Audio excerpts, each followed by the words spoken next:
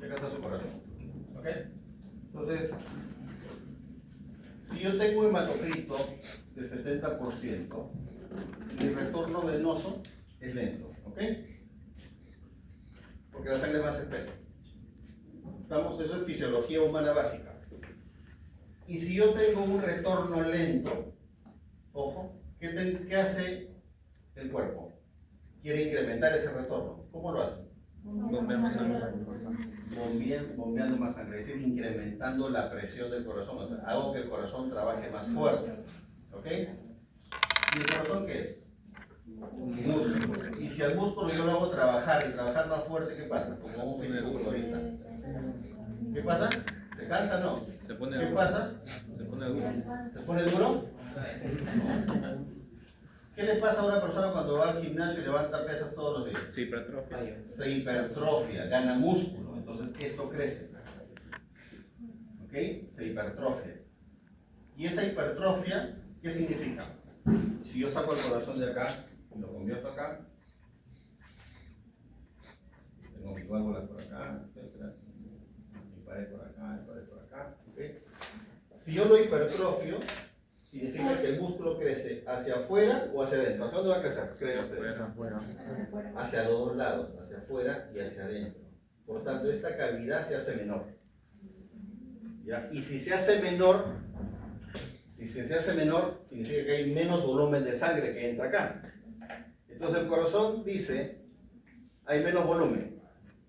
Pero también al mismo tiempo el corazón dice, chispas, necesito hacer más esfuerzo porque como llega menos volumen, está moviendo poca sangre. Por tanto, la consecuencia de tener menos volumen es que el corazón hace más esfuerzo todavía del que lo ha llevado al problema en el que estamos. ¿Y eso cómo se conoce? Hasta ahí se llama insuficiencia cardíaca. Hasta ahí.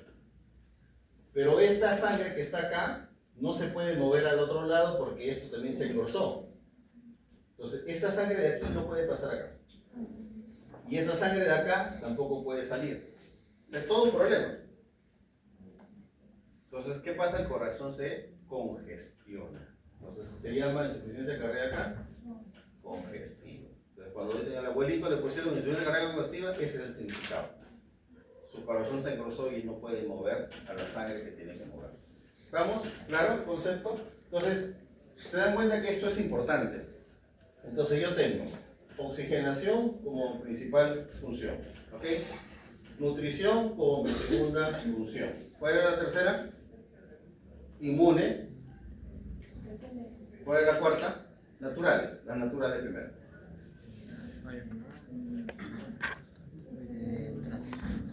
Hemostasia, porque toda la función de coagulación está dentro de la sangre, sea la porción celular o la porción proteica. Y lo otro es, una más. ¿De qué más se encarga la sangre? La sangre como constructo total, ¿eh? Que es plasma más glóbulos rojos. ¿De qué más se encarga? Se encarga de dos funciones que son importantes. Esa función importante se llama homeostasis. Homeostasis. ¿Okay? La hemostasia es una cosa que tiene que ver con la coagulación y lo otro es homeostasis, que tiene que ver con equilibrio. Y hay dos equilibrios que la sangre mantiene. Uno es el equilibrio hidroelectrolítico, es decir, que mantiene los electrolitos de manera adecuada y la proporción de agua de manera adecuada, ¿en coordinación con quién? Con el riñón y todo mi sistema hormonal hipoficiario. O sea, la aldosterona, la antidiurética, todas esas hormonas están en armonía. Para que la cantidad de electrolitos que están dentro de la sangre sea adecuada y la cantidad de agua que sale por el riñón también sea la adecuada. La cantidad de agua que sudo sea la adecuada. Eso es homeostasis. O sea, mantener el equilibrio hidroelectrolítico. ¿Ok? Y el otro equilibrio que mantiene es que dentro del vaso sanguíneo, ¿ok? Donde hay agua, esta agua no sale. ¿Ya? Que la cantidad de agua que salga no sea mucha y la cantidad de agua que entre tampoco sea mucha. ¿Para qué? Para no deshidratar el intravascular y no sobrehidratar los tejidos. Eso se llama mantener la presión oncótica. Pero la sangre lo hace porque tiene proteínas. Y la cantidad de proteínas que tenemos jalan agua, las proteínas jalan agua. Ese sistema de jalado de agua, llamándole coloquialmente, informalmente, no es otra cosa que el mantenimiento de la presión oncótica. Entonces, mi homeostasis tiene dos componentes que son importantes. Mantener el equilibrio hidroelectrolítico, es decir, la proporción de agua y electrolitos, y lo otro es mantener la presión oncótica, es decir, la cantidad de líquido que sale o entra. Y ustedes lo ven en los pacientes. Si yo tengo un paciente con edema, es decir, si en este momento viene un señor o una señora con las piernas hinchadas, ustedes ponen el dedo y se les hunde y dejan una fovea ahí, entonces esa persona tiene un edema. Eso quiere decir que tiene mucha agua en el tejido. Y cuando tienes mucha agua en el tejido, ¿qué está pasando en tu sangre? No hay presión oncótica. ¿Y por qué no habría presión oncótica? ¿Bajó quién? Proteínas bajaron. O sea, si bajan las proteínas, baja la presión oncótica y ya no puedo retener agua y el agua sale. ¿Ok? Pero también puede haber veces en las que retengo mucho líquido. Y ahí ya no tiene que ver con las proteínas. ¿Con quién tiene que ver cuando retengo líquido? Con los electrolitos. Entonces tengo un electrolito que es intravascular o intracelular también, y que hay otro que es extracelular. ¿Cuáles son? Hay un equilibrio entre la proporción de sodio y la proporción de potasio. ¿Okay? El potasio jala líquido, retiene líquido. Y el potasio... No, sodio y potasio. Sodio y potasio, por favor. El sodio retiene líquido. El potasio Libera líquido. libera líquido, también lo retiene. El tema es que el sodio es intracelular y el potasio es extracelular. Entonces se mantiene un equilibrio entre la proporción de sodio y potasio. Entonces, en el hipertenso, por ejemplo, al hipertenso, ¿qué le quitamos? La sal. ¿Qué le quitamos esto? Porque ¿qué queremos? No queremos que retenga líquido. ¿Para qué? Para que su presión baje. Ese es el efecto fisiológico. Entonces, la sangre en ese sentido se dan cuenta que no solamente son los elementos formes, que son las células, sino que tiene una serie de funciones que son importantísimas para toda la economía humana. Ojo, cuando Segundo León dice economía humana, está hablando de todo lo que pasa en el cuerpo. Yo le llamo economía humana como le llaman los libros de fisiología. ¿Okay? Hacemos un paréntesis para que el licenciado Harold nos va. Profesor, ¿cuál es la diferencia entre presión oncótica y presión osmótica?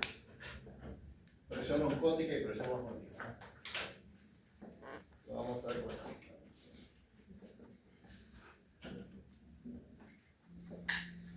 Vamos a dividir esto en dos. Vamos a dividir en dos por acá. Vamos a hablar acá de presión oncótica. Yo tengo acá un vaso sanguíneo, ¿ok? ¿No? O digamos una manguera, o tenemos un depósito o algo que sea permeable, ¿ok? Y yo acá tengo moléculas grandes. Y en este caso son proteínas. Nosotros sabemos que las proteínas son hidrofílicas. ¿Qué significa que son hidrofílicas?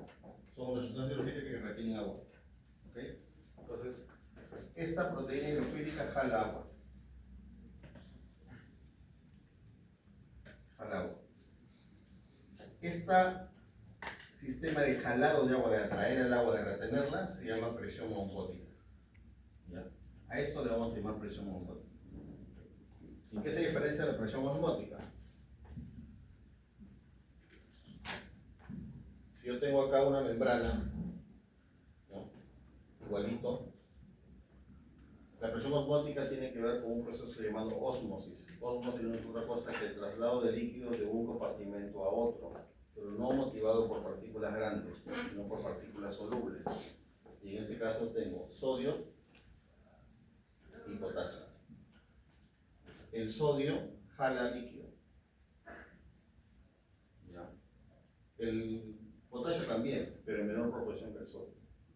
Entonces, si yo acá agrego más moléculas de sodio, va a ir más líquido hacia adentro. Imaginemos que eso lo pongo dentro de otro depósito aquí. este nivel podría estar acá, mientras el nivel del otro podría estar por acá, porque el sodio retiene el líquido. En este caso es la presión de la molécula grande, que es una molécula hidrofílica, ¿ya? Y esto es básicamente ósmosis. Y la ósmosis está basada en equilibrio de electrolitos y agua. En este caso, no está basado en equilibrio de moléculas y agua, está basado en peso. Si yo tengo más proteína, voy a jalar más agua. Si yo tengo menos proteína, voy a jalar menos agua. Esa es la diferencia entre presión osmótica y presión osmótica. Esto es equilibrio, un tipo de equilibrio que es el equilibrio oncótico, y este es el equilibrio hidroelectrolítico. Esto de acá es el mecanismo de funcionamiento del riñón. El riñón funciona así. Ustedes tienen el riñón, tienen su glomérulo por acá, y tienen su tubo proximal, y tienen su tubo proximal, tubo colector. Ustedes tienen retención y excreción de sodio y potasio y cloro a lo largo de todos los túbulos en diferentes proporciones. Básicamente, ¿para qué? Para mantener la proporción de agua dentro del plasma, ¿no? Y poder eliminar todos los desechos. Así funciona la presión oncótica y la presión osmótica.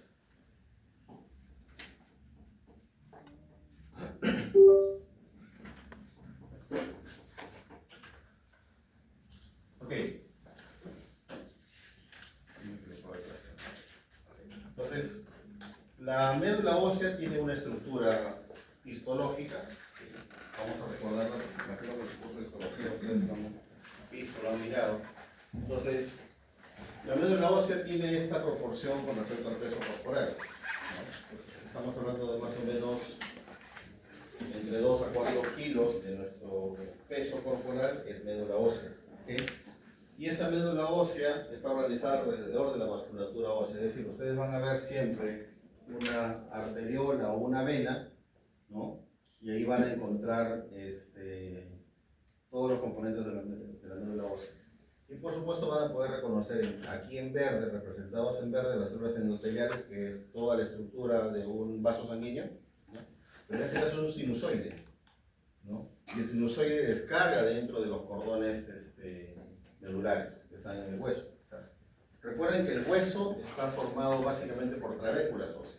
Y cada trabécula pequeñita es como un nicho de médula ósea. La médula ósea está metida dentro de sus trabéculas. ¿Okay? Por eso que cuando nosotros hacemos un aspirado de médula ósea sacamos mucho resto de hueso. Porque son huesos muy pequeñitos.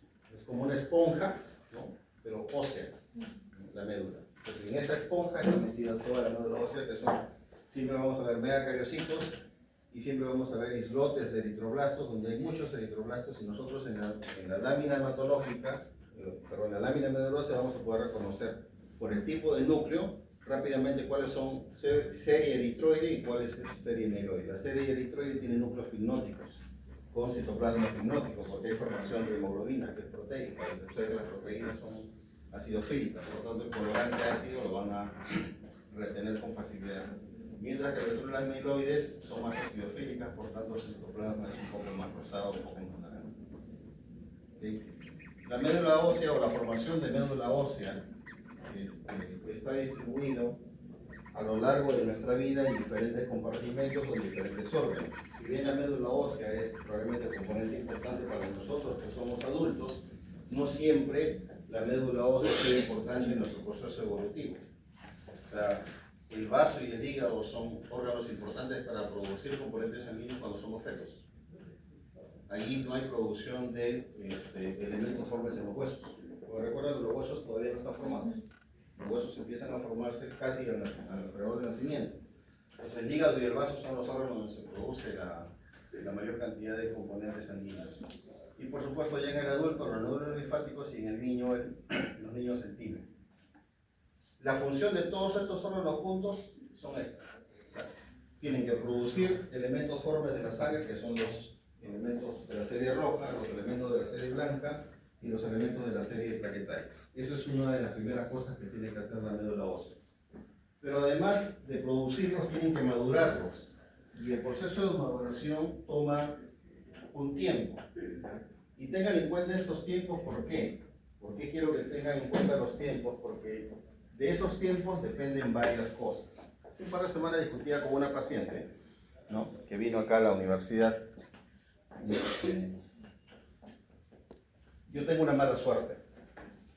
Sé un poquito de interpretación de pruebas de laboratorio y muchos médicos me mandan a sus pacientes para que yo les interprete sus pruebas de laboratorio. Entonces viene una paciente de 45 años, que tiene una anemia crónica por miomas, ¿ya? Entonces tiene sangrados, entonces yo le digo, vale, el médico le receta hierro y todas las cosas, es un amigo mío. Y me dice, me llama por teléfono mis amigos, mira, no mejora la paciente. Entonces yo le digo, ¿tú sabes cuánto está perdiendo de sangre? No. Sé que pierde mucho, pero no sé cuánto. Yo, pero es simple, o sea, pésale las toallas higiénicas, ¿no? O sea, pon en una balanza un paquete de toallas y luego divídelo entre el número de toallas y cada vez que se ponga una toalla se la saca, la ponga en una bolsa de plástico y la pese y ahí sabes cuánto de peso tiene en sangre. Es sencillo, ¿verdad? No hay mucha ciencia ahí. Entonces sacamos la cuenta y esta señora estaba perdiendo entre 200 a 210 mililitros por mes. ¿Okay? Es bastante, porque ¿cuánto tiene una regla normal? Hay mujeres que han arreglado toda su vida, ¿cuánto botan cada mes?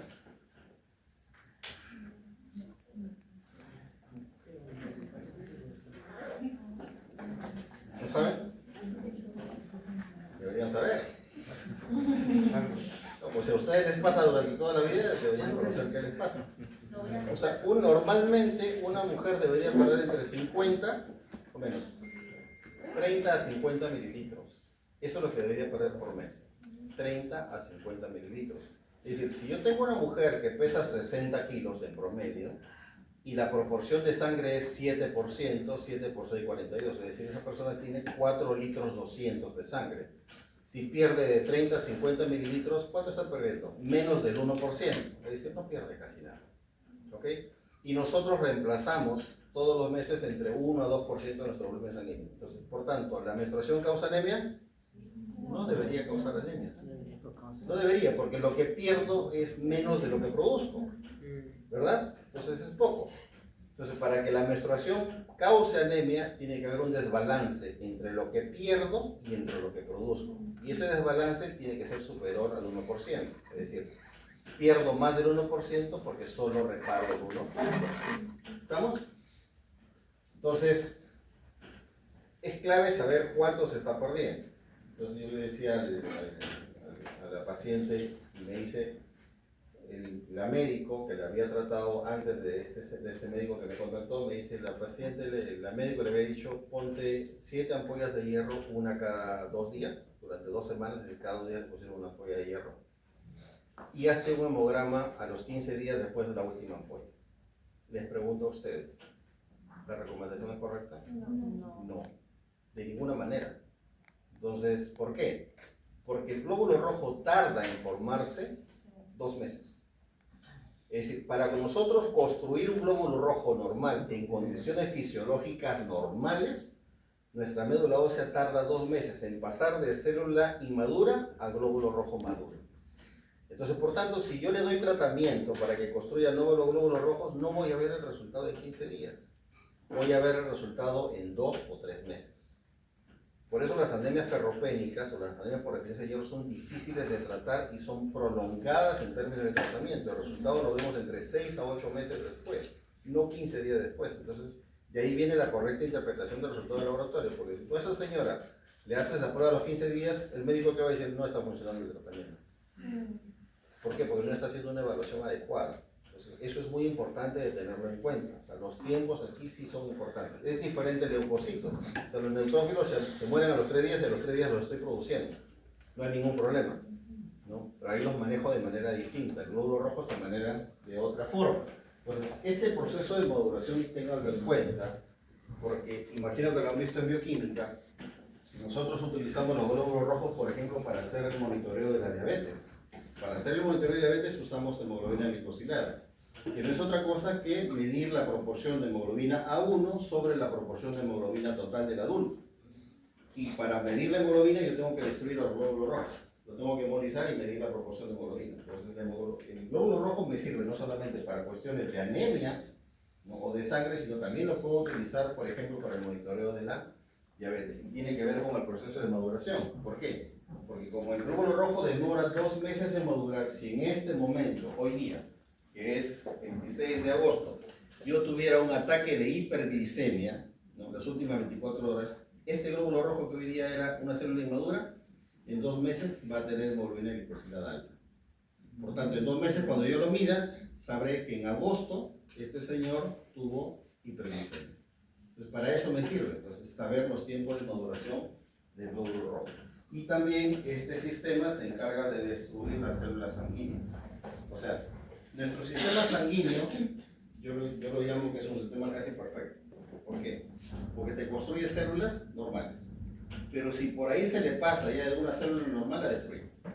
Y automáticamente dice, a pesar de que funcionalmente la célula esté trabajando bien, es decir, que transporte oxígeno y todo lo demás, pero si excede de tamaño o disminuye de tamaño o cambia de forma, nuestro sistema la destruye. Entonces, mi sistema hematopoyético tiene una contraparte que se llama sistema de hemocateresis, que es el sistema de destrucción de aquellas células que no son normales.